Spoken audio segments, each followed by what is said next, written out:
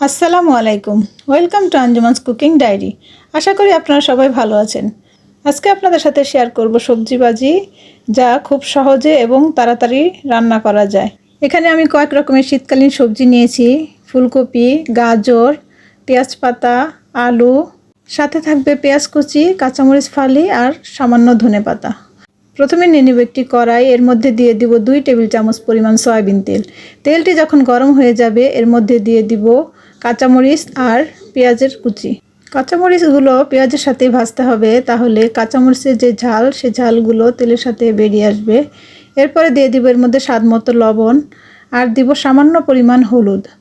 এবার হলুদ আর লবণটাকে ভালোভাবে পেঁয়াজের সাথে তেলে ভাজতে হবে। তারপর দিয়ে দিব কেটে রাখা সেই সবজিগুলো। এবার সবজিগুলোকে মশলার সাথে ভালোভাবে কষাতে হবে। এবার নেড়েচেড়ে ভালোভাবে মিশিয়ে নিব।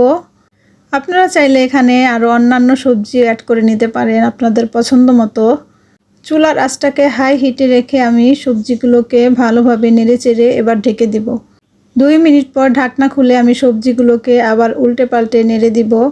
মনে রাখবেন চুলার আঁচটা যেন বাড়ানো থাকে, আর যদি কমিয়ে দেন তাহলে সবজি থেকে পানি বের হয়ে সবজিগুলো গলে যাবে।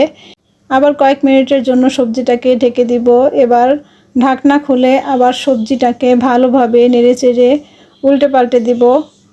সবজিগুলো যদি আপনি অল্প আঁচে রান্না করেন তাহলে সবজিগুলোর কালার নষ্ট হয়ে যাবে, আর যে জিনিস দেখতে অসুন্দর লাগে সেই জিনিস খেতেও ভালো লাগে না। এখন সবজিগুলো হাফ সিদ্ধ হয়ে গেছে। এবার চুলার আঁচটাকে মিডিয়ামে রেখে আমি নেড়েচেড়ে ভেজে নিব।